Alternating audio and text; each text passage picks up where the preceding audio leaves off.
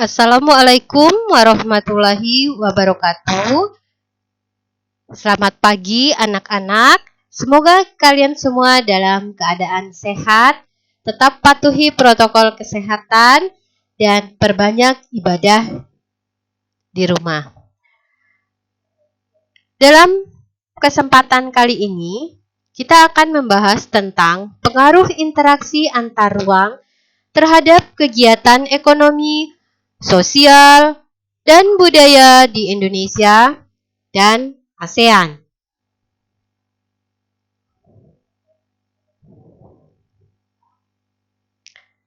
Sebelum kita membahas pengaruh positif dan pengaruh negatif interaksi keruangan pada kegiatan ekonomi, sosial, dan budaya, mari kita ingat kembali tentang ASEAN. Karena ini berhubungan dengan Indonesia dan ASEAN.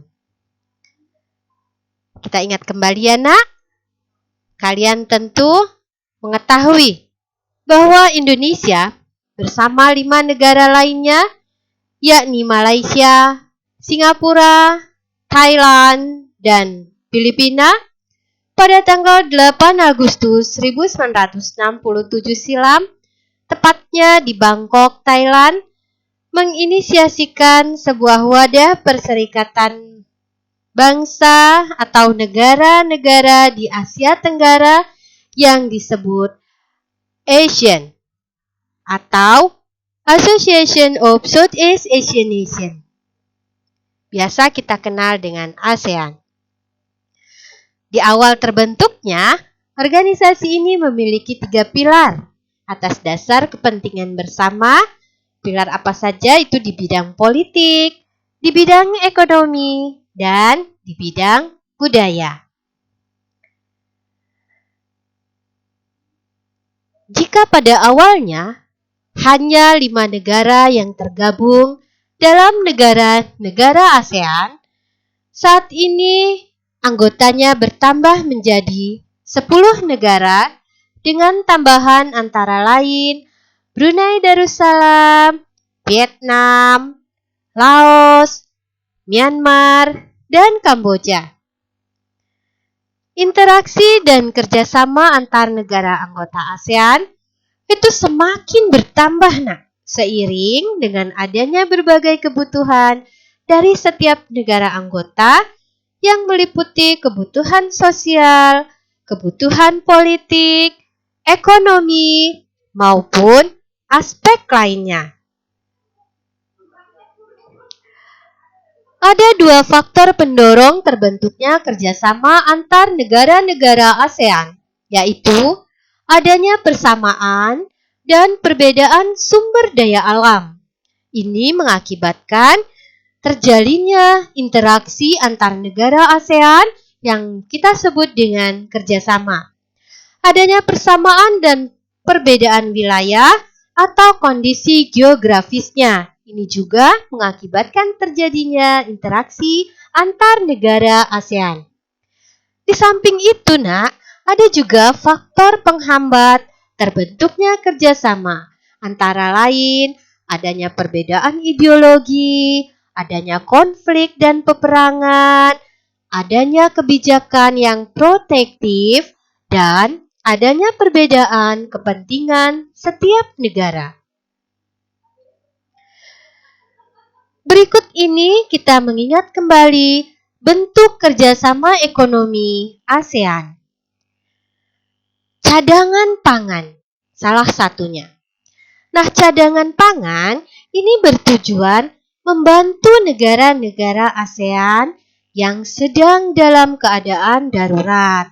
Misalnya, ada salah satu negara terkena bencana, sehingga negara-negara ASEAN yang memiliki persediaan pangan itu akan mengirimkan cadangan pangan untuk negara yang membutuhkan tersebut. Jadi seperti itu, saling membantu persediaan cadangan pangan ketika ada satu negara yang sedang tertimpa bencana. Lalu perdagangan bebas, biasa dikenal dengan AFTA, Asian Free Trade Area. AFTA ini kawasan perdagangan bebas dengan penghapusan bea dalam ASEAN. Nah, tentunya dengan adanya kawasan perdagangan bebas, ini akan meningkatkan daya saing antara negara-negara ASEAN dalam melakukan produksi untuk pasar dunia. Karena apa? Karena tidak ada lagi bea dalam antar negara ASEAN, begitu. Kemudian industri, ini adalah industri bersama di negara-negara ASEAN seperti pupuk urea, ya kan? Seperti itu. Nah, setelah kamu mengetahui bentuk kerjasama ekonomi ASEAN ini, apa pengaruh positif dan pengaruh negatif dari interaksi tersebut bagi Indonesia? Itu yang akan kita bahas berikutnya. Jadi, interaksi ini tadi ternyata punya pengaruh, baik pengaruh positif dan pengaruh negatif. Berikut ini pengaruhnya. Pengaruh positif. Tenaga kerja profesional akan mudah bergerak antar negara ASEAN. Jadi ini menjadi kesempatan bagi tenaga-tenaga profesional baik di Indonesia maupun negara lain di ASEAN untuk dapat bekerja di negara-negara ASEAN. Jadi terbuka lebar sebuah kesempatan. Maka dari itu ini menjadi pengaruh positif karena bisa mengembangkan kemampuan bagi tenaga profesional punya kesempatan bekerja di negara ASEAN yang diinginkannya. Misalnya tenaga profesional di Indonesia ingin bekerja di Filipina, di Singapura, di Malaysia, itu bisa saja terjadi karena mereka memenuhi syarat, gitu ya nak, karena dibutuhkan. Kemudian pengaruh positif berikutnya adalah investasi dari negara-negara ASEAN. Jadi investasi ini dapat masuk diterima di Indonesia untuk mengembangkan berbagai industri maupun jasa yang ada di Indonesia. Jadi investor asing dari negara-negara ASEAN, misalnya dari Singapura, dari Thailand, atau negara lainnya, Brunei Darussalam dan sebagainya, anggota ASEAN, itu bisa mengembangkan industri dan jasa di Indonesia sebagai investor. Kemudian pengaruh positif lainnya adalah pangsa pasar terbuka lebar di negara-negara ASEAN. Jadi kebijakan impor barang ini tanpa pajak antar negara ASEAN. Nah, ini bisa menjadi keuntungan ya nak bagi negara kita karena tidak dikenai pajak. Jadi berbagai produk Indonesia dapat dijual di negara ASEAN dengan harga yang tidak terlalu jauh dengan harga jual di Indonesia. Mengapa? Karena tanpa pajak. Jika harganya rendah, tentu menjadi incaran di pasar-pasar negara lainnya. Karena produk bagus, misalnya Yana, harganya tidak tinggi. Tuh, jadi penjualan akan meningkat kalau seperti itu. Nah, selain pengaruh positif, tentu ada pengaruh negatifnya. Pengaruh negatifnya, ini yang pertama, kesempatan tenaga kerja asing untuk masuk dalam lapangan kerja di Indonesia terbuka lebar. Jadi, salah satu dampaknya, kesempatan untuk mendapatkan pekerjaan di Indonesia ini dapat berkurang bagi tenaga kerja Indonesia yang tidak siap bersaing dengan tenaga kerja dari negara-negara ASEAN lainnya. Sehingga akan tersisih seperti itu ya nak. Dari sisi pendidikan, penguasaan bahasa Inggris, ini dikhawatirkan tenaga kerja Indonesia kalah bersaing dengan para pekerja dari negara-negara ASEAN lain seperti dari Singapura, dari Filipina, dan Malaysia. Kemudian pengaruh negatif lainnya, terbuka kemungkinan eksploitasi sumber daya alam Indonesia.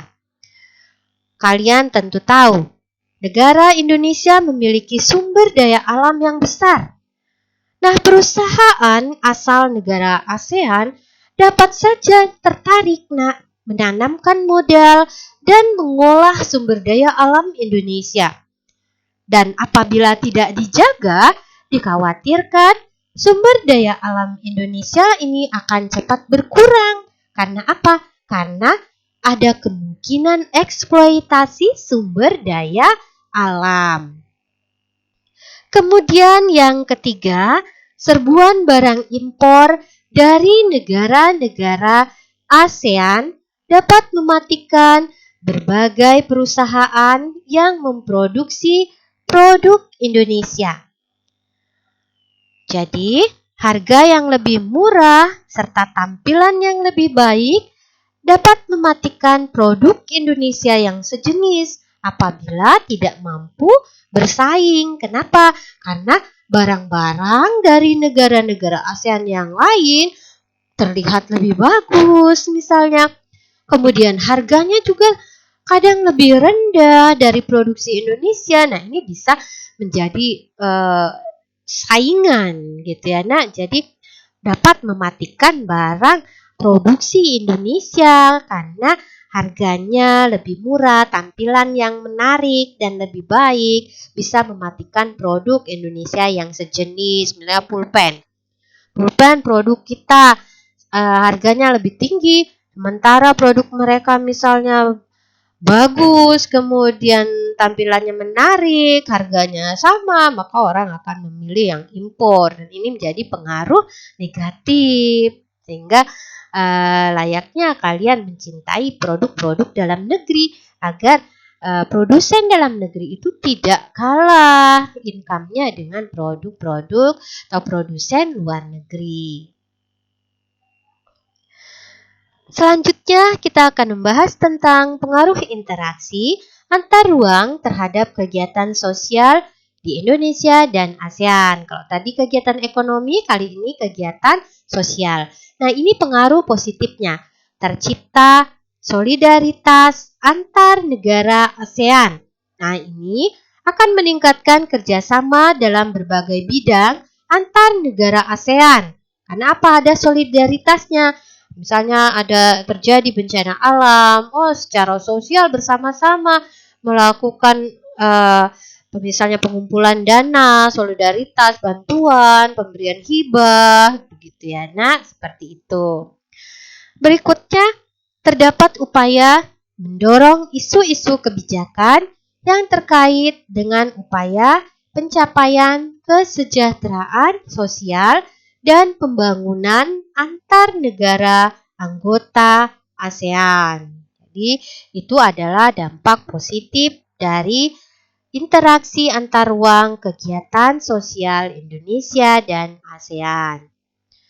Apa pengaruh negatifnya? Interaksi antar ruang terhadap kegiatan sosial antar negara ASEAN. Nah, itu ternyata selain dampak positif atau pengaruh positif, ada pengaruh negatifnya. Misalnya penanaman modal dari negara ASEAN di berbagai daerah, ini jangan sampai bertentangan dengan kehidupan sosial di daerah. Jadi, hendaknya kehidupan sosial dan ekonomi masyarakat daerah itu perlu diperbaiki dan ditingkatkan. Jadi jangan sampai yang asing saja akhirnya yang maju, sementara yang di daerah tidak. Jadi harus justru dibuat maju juga. Kemudian berikutnya, konsumerisme dan hedonisme. Nah, jadi konsumtif. Nah, dampaknya muncul sikap negatif seperti konsumerisme dan hedonisme. banyak produk-produk menarik misalnya ya nak dari negara-negara ASEAN. Jadi produk yang dibeli bisa jadi belum tentu dibutuhkan, tapi tetap dibeli demi kepuasan pribadi agar dianggap positif oleh orang lain. Jadi konsumerisme ini sifat negatif nak. Karena apa? Ingin berbelanja terus ya, jadi konsumtif sekali. Ada barang satu mau dibeli, barang yang ini lagi mau dibeli. Nah itu konsumtif, padahal belum tentu barang itu dibutuhkan.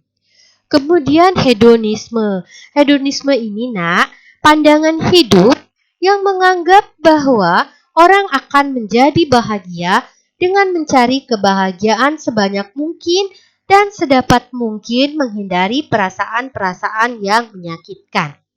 Nah, ini pandangan kesenangan, kenikmatan berupa tujuan hidup dan tindakan manusia. Jadi, hedonisme ini sifatnya boros, nah, suka menghambur-hamburkan uang gitu ya. Nah, jadi hendaknya ini dihindari begitu. Kemudian, pengaruh interaksi antar ruang terhadap kegiatan budaya di Indonesia. Nah, ini pengaruh positifnya.